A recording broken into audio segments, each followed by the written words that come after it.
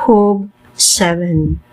Ang kinabuhi sama sa pinugos nga pag-alagad sa usa ka sundalo, sama sa mabug-at nga trabaho, sama sa ulipon nga nangandoy nga musilong sa landong, ug sama sa mamumuo nga nangandoy sa iyang sweldo.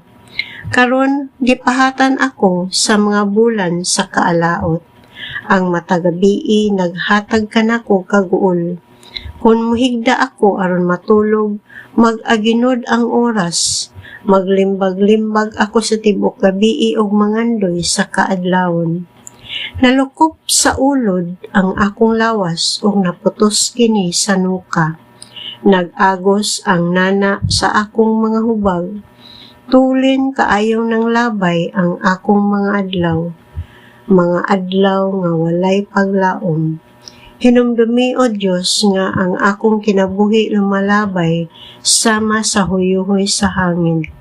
Unya matapos ang akong kalipay, ang nakakita karon dili na makakita kanako pag-usab. O sa imong atubangan mahanaw ako. Sama nga ang panganod mahanaw ang tawo nga manaog ngadto sa Siol dili na gayud mobalik. Dili na siya mopauli ngadto sa iyang balay ug ang iyang dapit dili na makaila kaniya. Busa dili mahimo maghilom ako. Musulti gayud ako kay sakit kaayo ang akong dughan ug puno sa kaligut-gut. Mananap ba ako sa dagat nga bantayan mo man ako? Muhigda ako og buot unta nga mopahulay. Nangita og makapahupay sa akong kasakit. Apan gilisang mo ako pinaagig damgo. Gipakita mo ako mga panan-awon nga makahahadlok. Tungod niini maayo pa nga tuk-on na lamang ako ug mamatay kaysa mabuhi nga sama niini. Gikasilagan ko ang akong kinabuhi, dili na ako makaantos. Busa pasagdi na lamang ako kay wala na'y kapuslanan ang akong kinabuhi.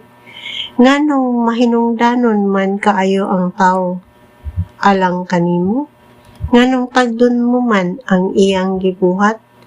Giusisa mo siya matagbuntag o gisulayan mo siya matagutlo. Dili ka ba mobiya kanako makadiyot aron makahigayon ako pagladok sa akong laway?